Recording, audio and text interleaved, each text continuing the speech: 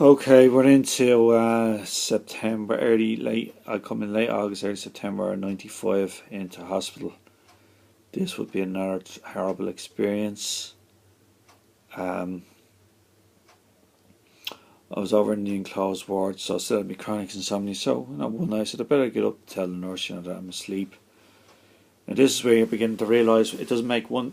You're damned if you do, and you're damned if you. You remember I said to you, I used to see the nurses coming in during the night a year earlier, a little over a year earlier in the other hospital, and you're going to say, well, it was your own fault, you didn't tell them. Well, they don't like being bothered. Let's put it that way. They don't like it.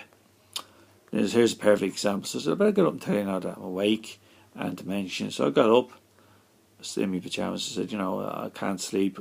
When he stepped into it, she went like this with both hands, very hard, very strong. Bang, bang, bang, pushed me twice, or twice with both hands, or three times, and slammed the door in my face. I said, my God, where did that come from? So I said, I'll just have to pretend now from now on. It's no point of even telling anybody that you can't sleep because they're not interested.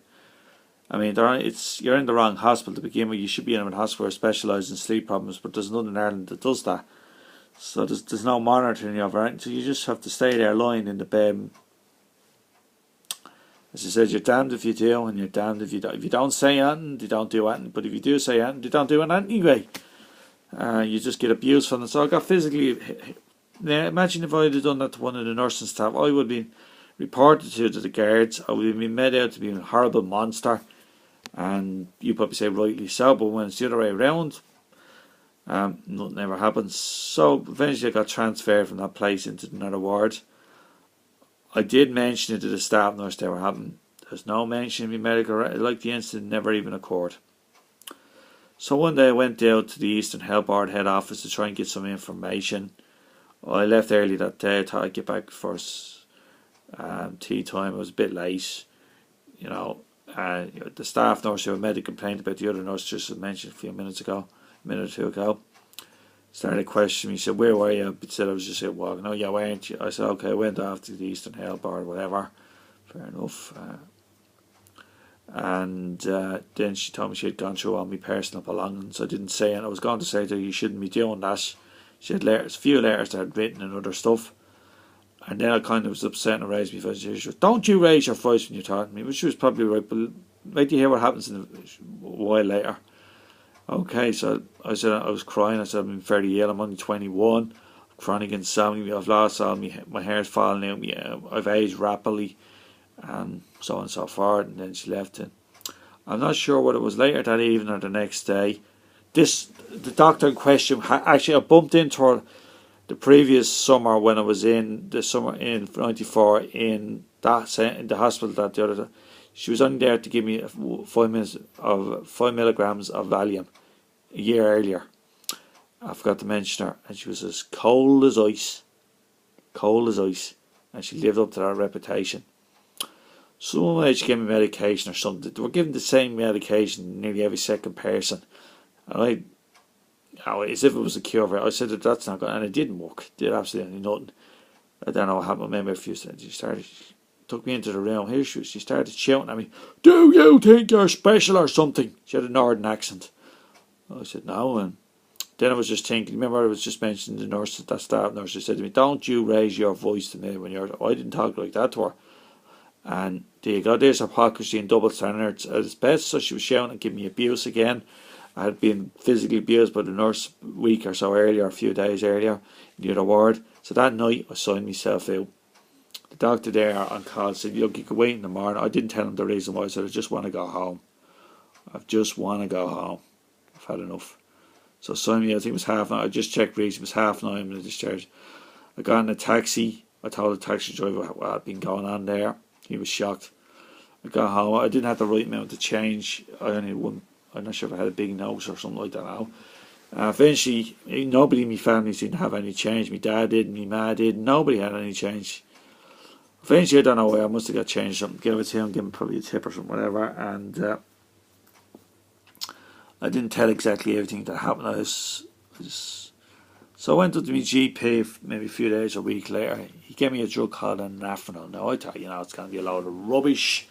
It's not going to work. like the rest of them. But it did actually start to work. I actually started to get some sleep at night. It was like a miracle. It's hard to believe it. And the pain started to gradually go out of my eyes.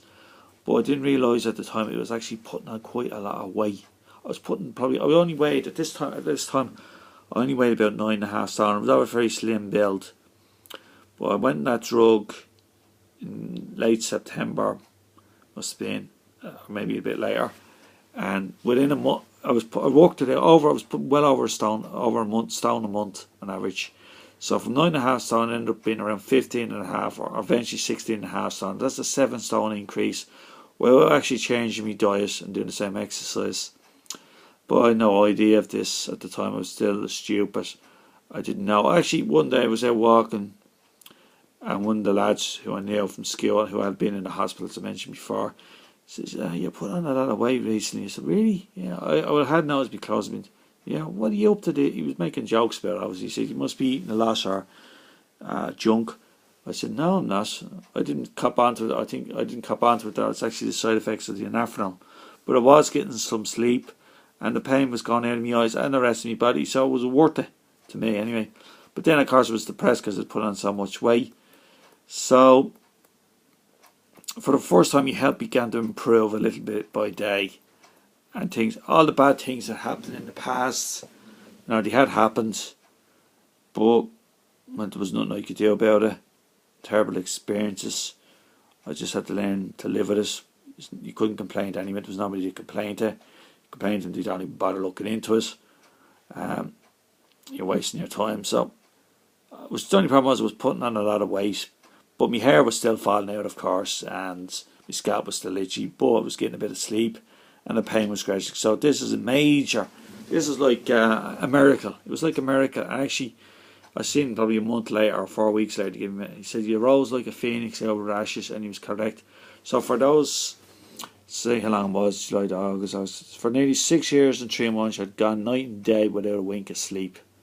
You're gonna say that's firstly, I mentioned once or twice where I did get a bit of sleep one night, maybe within a 6 month period or something, but that's a drop in the ocean for over 6 years. Several nights sleeping 6 years and 2 months. That's virtually no sleep in 6 years. So I've done a considerable amount of damage, but now things have improved. So from now on, when do I start next? We're into late 95 and Christmas 95, I think. Okay, God bless, bye. Good night.